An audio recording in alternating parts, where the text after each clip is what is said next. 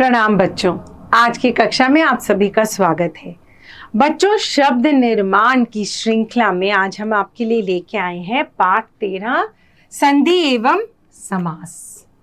आइए पहले बात करते हैं संधि की। बच्चों, संधि क्या होती है? संधि का अर्थ होता है मित्रता। तो दो शब्दों को जब जोड़ के एक नया शब्द बनेगा तो वह क्या होगी? संधि। और यदि इन दो शब्दों को आप तोड़ देंगे तो वह क्या हो जाएगा? उसके तोड़ने को क्या कहेंगे? संधि विच्छेद। आइए पहले संधि पढ़ लेते हैं। दश जमा आनन, दशानन। विद्या जमा आलय, विद्यालय। तो बच्चों, दो वर्णों या अक्षरों के मेल को संधि कहते हैं। यहाँ पर आपने देखे दो दो शब्दों के कैसे मेल से नए शब्द बने हैं। बच्चों, संधि के तीन भेद होते हैं: स्वर संधि, व्यंजन संधि, विसर्ग संधि। स्वर संधि है जब दो स्वर वर्णों के पारस्परिक मेल से उत्पन्न होता है विकार। उदाहरण देखिए, कपि जमा ईश, कपीश। यहाँ छोटे ई का बड़ी ई से मिलन हुआ और क्या बना? बड़ी ई। नर जमा ईश, नरेश। यहाँ अ और ई मिला के बना ए। बच्चों, स्वर संधि के कुछ भेद होते हैं, आइए इनके बारे में ध्यानपूर्वक पढ़ते हैं। दीर्घ संधि, जब ह्रस्व या दीर्घ स्वर संधि का अपने ही समान ह्रस्व या दीर्घ स्वर वर्ण से संयोग होता है तब उसे दीर्घ संधि कहते हैं। हिम जमा आलय, हिमालय। अ जमा आ। स्व जमा अर्थ, स्वार्थ। सुख जमा अर्थ, सुखार्थ। अ जमा आ। सत्य जमा आग्रह, सत्याग्रह। अल्प जमा आयु, अल्पायु। आ जमा आ। विद्या जमा आलय, विद्यालय। प्रतीक्षा जमा आलय, प्रतीक्षालय। ई जमा ई। अभि जमा इष्ट, अभीष्ट। समी जमा इष्ट, समीष्ट। ई जमा ई। रवि जमा ईश, रवीश। कवि जमा ईश्वर, कवीश्वर। ई जमा ई। सती जमा ईश, सतीश। नारी जमा ईश, नारीश। उ जमा उ। भानु जमा उदय, भानुदय। लघु जमा उत्तर, लघुत्तर। उ जमा उ। मधु जमा उलिका, मधुलिका। मंजू जमा उलिका, मंजूलिका। गुण संधि, जब अ या आ के पश्चात ह्रस्व या दीर्घ ई ओ आए तो क्रमशः ए, ओ तथा री आए तो अर, अ री मिलकर अल हो जाते हैं। जैसे नर जमा इंद्र, नरेंद्र। अ जमा ई बराबर ए। सुर जमा इंद्र, सुरेंद्र। आ जमा ए। राजा जमा इंद्र, राजेंद्र। अ जमा ए। गण जमा ईश, गणेश। आ जमा ए। महा जमा ईश, महेश। अ जमा ओ। लोक जमा उक्ति, लोकोक्ति। आ जमा ओ। महा जमा उत्सव, महोत्सव। अ जमा ओ। सूर्य जमा ऊष्मा, सूर्योष्मा। अ जमा री अर। सप्त जमा ऋषि, सप्तऋषि। आ जमा री अर। वर्षा जमा ऋतु, वर्षतु। वृद्धि संधि, जब अ या आ के पश्चात ए या ए अक्षर आए तो दोनों मिलकर ए हो जाते हैं और ओ या ओ आए तो दोनों मिलकर ओ हो जाते हैं। जैसे जल जमा औषधम, जल औषधम। अ जमा ए। एक जमा एक, एक। अ जमा ए। तब जमा ऐश्वर्य, तवैश्वर्य। आ जमा ए। तथा जमा एव, तथैव। आ जमा ए। माता जमा ऐश्वर्य, मातैश्वर्य। अ जमा ओ, परम जमा ओजस्वी, परमोजस्वी।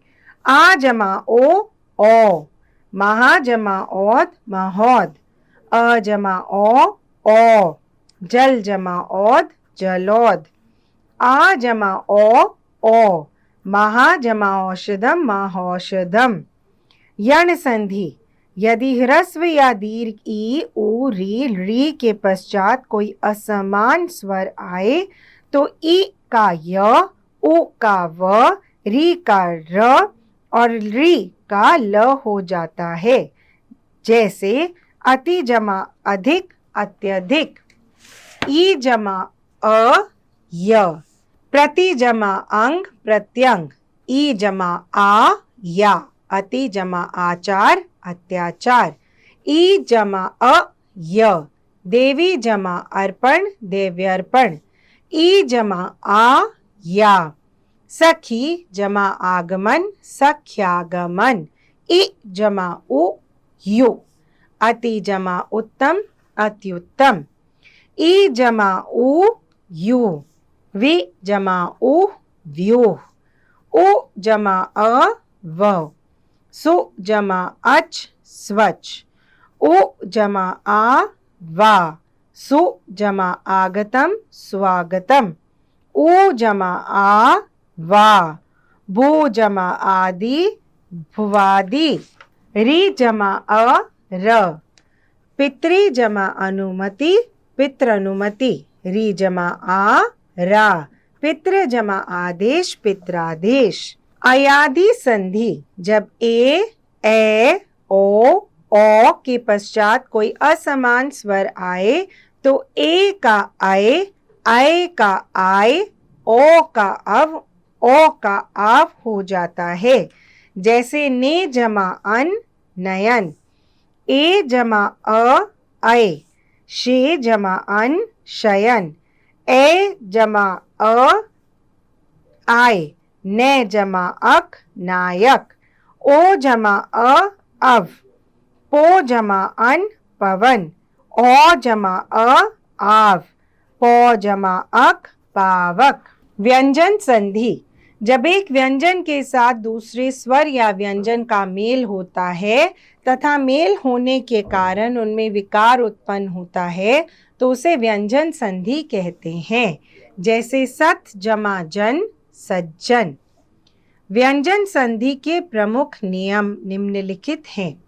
जब किसी वर्ग के प्रथम व्यंजन के पश्चात कोई स्वर या किसी भी वर्ग का तीसरा या चौथा व्यंजन या अंतस्थ व्यंजन य, र, ल, व आता है तो प्रथम व्यंजन अपने वर्ग का तीसरा व्यंजन हो जाता है। जैसे दिक जमा अंबर, दिगंबर। यदि किसी वर्ग के प्रथम व्यंजन के पश्चात पांचवा व्यंजन हो तो प्रथम व्यंजन के स्थान पर उसी वर्ग का पांचवा व्यंजन हो जाता है। जैसे जगत जमा नाथ, जगन्नाथ। यदि सकार या त वर्ग के साथ शकार या च वर्ग आए तो सकार और त वर्ग के स्थान में क्रम से शकार और च वर्ग हो जाते हैं। जैसे सत जमा जन, सज्जन। त या द के पश्चात यदि ल आ जाए तो त द के स्थान पर ल हो जाता है। जैसे तत् जमा लीन, तल्लीन। स्वर के पश्चात यदि छ आ जाए तो छ से पहले च हो जाता है। जैसे अनु जमा छेद, अनुच्छेद।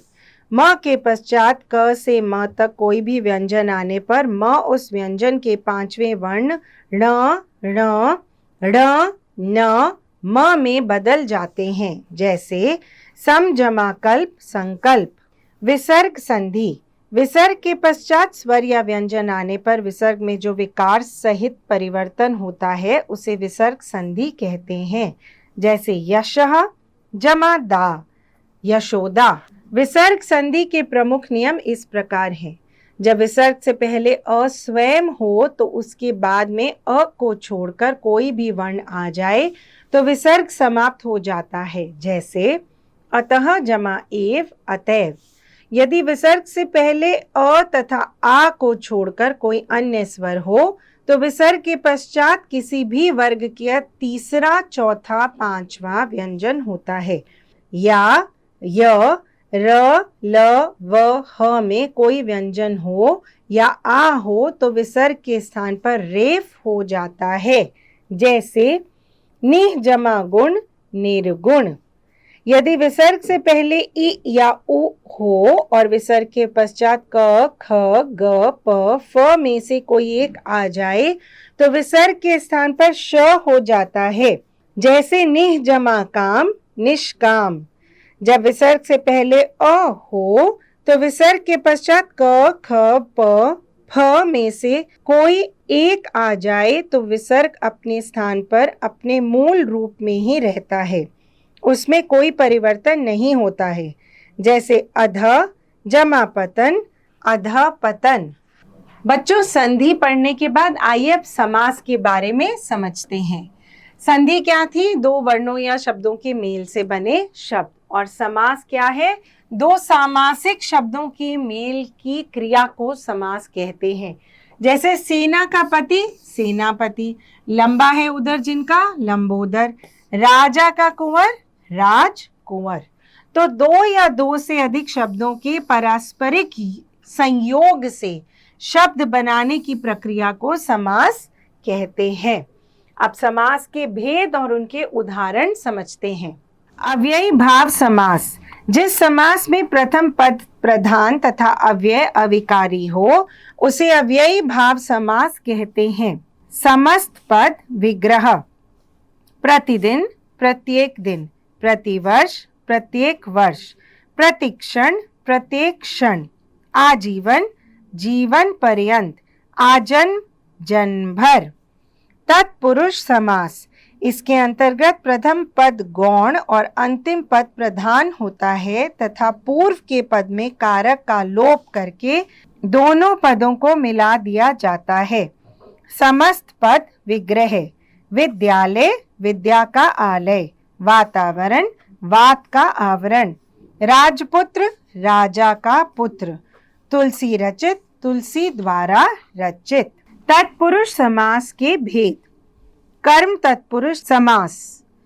कर्म कारक का चिन्ह को होता है, अतः जिस समास में कर्म कारक की विभक्ति को का लोप हो जाता है उसे कर्म तत्पुरुष समास कहते हैं।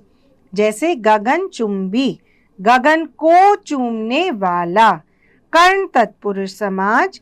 करण कारक का चिन्ह से तथा के द्वारा होता है, अतः जिस समास में करण की विभक्ति से तथा के द्वारा का लोप होता है उसे करण तत्पुरुष समास कहते हैं।